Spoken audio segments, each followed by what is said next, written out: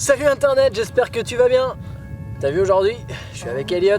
Donc tu te doutes bien que si je suis avec Elliot, c'est parce qu'on va parler d'un truc qui doit pas être exactement pareil sur une 12 ou une 1250.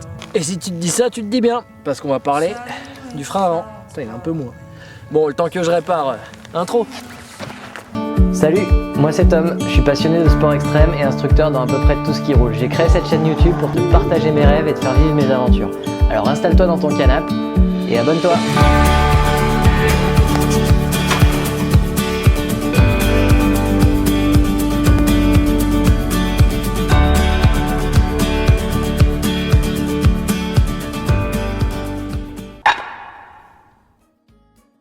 Bon, internet, je te l'ai déjà dit, mais je te le redis, une des caractéristiques fondamentales qui rend la 1200, la 1250 GS à part, c'est son système de suspension avant, le télélever.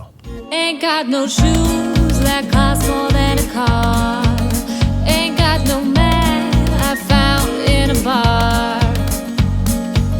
Toutes les autres motos du rest of the world, comme Elliot, ont des suspensions classiques, c'est-à-dire qu'elles ont des fourreaux de fourche qui vont travailler de haut en bas, si je schématise vraiment grosso merdo. Et donc quand tu vas faire des transferts de charge, notamment sur un freinage, tu vas amener du poids sur l'avant et ta moto va plonger. Tous ceux qui ont roulé un 12 ou un 1250 GS se sont rendus compte au premier tour de roue, quand ils freinaient, la moto freinait à plat. Et ça change pas mal de choses. Un télélever, ça joue pas de haut en bas, mais ça joue d'avant en arrière. Grosso merdo, au lieu de fonctionner comme ça, elle va fonctionner comme ça. Bon, ok, je vois que c'est pas très clair, donc regarde plutôt sur cette image d'archive de Paul. Mon bébé a tellement grandi qu'il a fini le Portugal tout seul. On voit clairement qu'au moment où la GS descend, on voit l'angle de chasse qui change. You should know it's the best thing to let the arcade. Bon ok, je te la refais. On voit clairement qu'au moment où la GS descend, la roue avant et tout le bras de suspension d'ailleurs s'écartent de la face avant du moteur. What's important in life? Money. C'est pour ça qu'on en parle sur Elliot, parce que c'est beaucoup plus compliqué de gérer le frein avant à faible allure sur une moto équipée d'une suspension traditionnelle plutôt que sur une moto équipée d'un télélever. Bon bref, ça c'était la parenthèse, parce qu'aujourd'hui je suis avec Elliot. Un système de suspension traditionnel, ça a énormément d'avantages. Ah oui, parce que sinon tout le monde aurait des télélevers ou des systèmes équivalents. Mais ça a aussi forcément quelques inconvénients. Et parmi ces inconvénients, une suspension traditionnelle rend l'utilisation du frein avant à faible allure compliquée. Et c'est pour ça que quand tu passes ton permis, généralement on t'explique dans le parcours lent qu'il faut pas utiliser le frein avant, mais plutôt le frein arrière. Sinon tu risques de faire galipette bam boum. Quand tu passes ton permis, le but c'est d'avoir ton permis. Et pas d'apprendre à faire de la moto. Je vais pas me faire que des copains en disant ça, moi.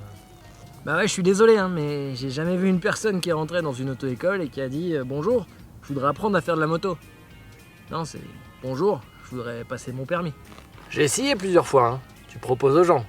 Qu'est-ce que tu veux? Tu veux apprendre à faire de la moto, ça sera long et coûteux, ou tu veux passer ton permis? Ça sera rapide, beaucoup moins cher, mais tu sauras pas faire de moto. Donc bref, le temps c'est de l'argent. Est-ce que tu as besoin de réellement savoir faire de la moto pour obtenir ton permis? Non. Donc conclusion, bon bah à faible allure, le frein avant, on l'oublie, 100% de frein arrière. Mais quand on veut réellement apprendre à faire de la moto, cette conclusion, elle est un peu rapide. Donc du coup, on va reprendre depuis le début. Comment est-ce que je suis arrivé là? I've been wondering where I'm going the second time around. My pants around my ankles, so I'm feeling I'm mighty down. If you're gonna go, oh, then go big. Oh, but you might lose.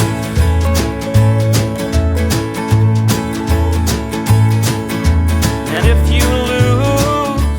Pourquoi à faible allure le frein avant a de fortes chances de nous faire tomber? C'est parce qu'à faible allure, il y a un truc qu'on peut pas faire quand on a de la vitesse, tourner le guidon. Et donc quand tu tournes ton guidon, qu'est-ce qui se passe? Eh ben ta moto n'a plus un seul et même axe, mais elle en a bien deux distincts. Celui de la majorité de ta moto qui tend à aller toujours droit devant toi, et celui de ta roue avant qui tend à tourner dans la direction que tu as mis sur ta roue. Oui, je t'entends venir, oui, avec une moto avec le télélever, c'est pareil. Bah oui, mais non, une moto avec le télélever, effectivement tu tournes quand même ton guidon à faible allure, on est bien d'accord. Sauf que le but à la base du télélever, c'était de séparer la fonction de suspension de la fonction de direction. Et ce qui va nous poser problème, c'est justement la suspension dans cette situation.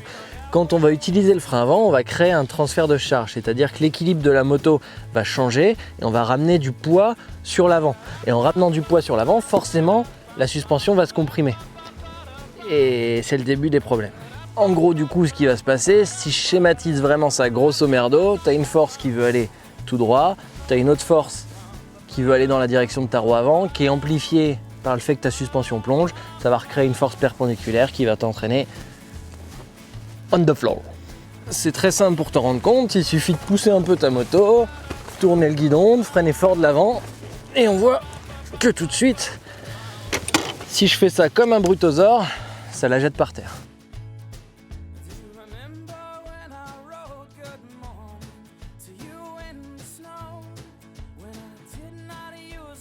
Donc retire une suspension traditionnelle de l'équation, t'as retiré la plus grosse partie du problème. Mais bon, bref, la majorité des gens ont des suspensions classiques, Elliott a une suspension classique, donc c'est comme ça, qu'est-ce qu'on y peut? Bon, tu dois commencer à me connaître, Internet, je suis un éternel optimiste. Et il y a un truc que j'adore faire, c'est transformer les problèmes en avantages. On peut critiquer autant qu'on veut le poids d'un maxi trail, dans plein de situations, ça va être une très bonne chose. On peut critiquer autant qu'on veut le frein avant et sa difficulté à être utilisé à faible allure, mais tu vas voir que dans certaines situations, ça va pouvoir être un avantage. Avant de pouvoir en tirer un avantage, il va déjà falloir qu'on arrive à maîtriser le problème. Donc, si je récapépète, si je suis à faible allure, que j'ai différents axes sur ma moto, c'est-à-dire que mon guidon est tourné et que je me sers un peu trop brutalement de mon frein avant, ça m'envoie par terre, que j'ai pas forcément envie de faire. Donc la première solution à trouver, elle va être assez simple. Il va falloir réussir à avoir la plus grande finesse sur ton frein avant que tu n'as jamais eu. Et comment je peux faire pour évaluer ma finesse de freinage au niveau de l'avant? C'est très simple. Pour le coup, une suspension avant va clairement te le dire. Si ta suspension avant a des gros mouvements de haut en bas quand tu freines, ça veut dire que ta finesse, tu peux la retravailler. Si ta suspension avant est très très lente et très très douce quand tu freines, voire même tu sens à peine les mouvements, ça veut dire que tu as une grande finesse. Maintenant que je sais comment je peux évaluer ma finesse, mon toucher de frein avant, comment est-ce que je peux le travailler? Là, ça va moins te plaire, il va falloir tomber. Calme-toi. Ce que je veux dire par là, c'est que la chute fera forcément partie du processus d'apprentissage. Après, on ne va pas tomber volontairement, elle arrivera parce qu'il faudra passer par là. Mais avant d'en venir à la chute, on va déjà travailler uniquement le toucher de frein avant. Et pour ça, il n'y a pas besoin de commencer à mettre de l'angle de guidon. On va simplement rouler en ligne droite et on va simplement jouer avec le frein avant en essayant qu'il y ait le moins de mouvement possible au niveau de la suspension avant. Si on voit la moto plonger d'un coup, continue de bosser et plus tu gagnes en finesse, mieux c'est. Et ça, c'est le genre de truc que tu te dis pas, ouais, ça y est, je maîtrise. Non, c'est le genre de truc que tu bosses tout au long de ta vie de motard. C'est le genre de truc que tu fais à l'échauffement. C'est un gimmick, quelque chose que tu fais, que tu répètes en permanence, tout le temps, tous les jours.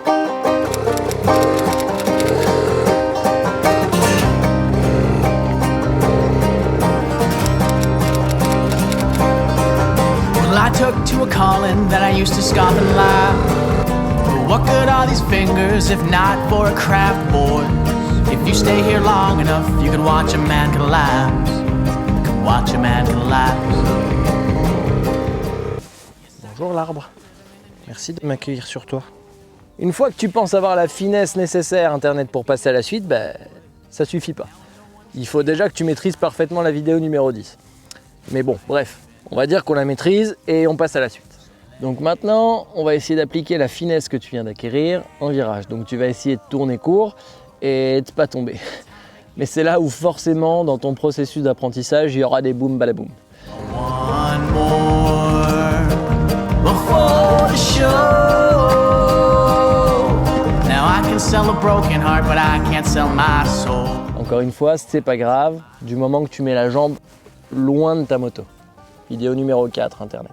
Et donc dans ce virage, les mouvements de suspension avant ne doivent pas te gêner. Si tu les sens, c'est que retourne travailler ta finesse.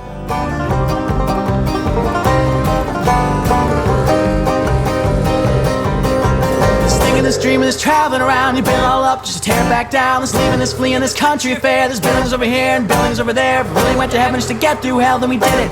For the stories we could tell, the And we did it for the stories we could tell. You let it go. Maintenant que tu as bien bossé ça et que tu commences à le maîtriser, on va pouvoir commencer à parler des avantages. Quel avantage on peut tirer de tout ce merdier? Vu que j'ai suffisamment de finesse dans mon toucher de frein avant pour avoir la réaction que je veux, eh bien ça va pouvoir m'aider dans une situation en particulier. Par exemple, si je fais un peu de maniabilité, que je suis trop large dans un virage et que je veux resserrer assez brutalement ma trajectoire. Pour resserrer, si je suis déjà en butée de guidon, la seule solution c'est de remettre un peu d'angle à la moto. Et je vais pouvoir mettre un petit coup de frein brusque à la moto pour volontairement la faire tomber. Mais vu que dans cette situation c'est volontaire, j'ai déjà anticipé ça pour pouvoir l'enrayer avec mon corps, mes gaz, etc. patin coup fin. Et donc du coup je vais pouvoir donner une inclinaison brutale à ma moto en la gérant. C'est pas beau? No, I ain't even cool. So let it go and let it roll. Well, time it keeps ticking. There's another story told. One more before the show. Now I can sell a broken heart, but I can't sell my soul. No, I can't sell my soul.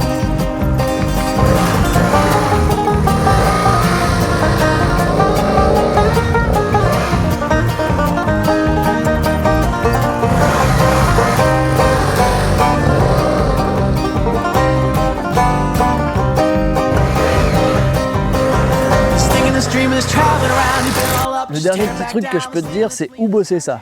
Tu as deux solutions et ça c'est toi qui vois.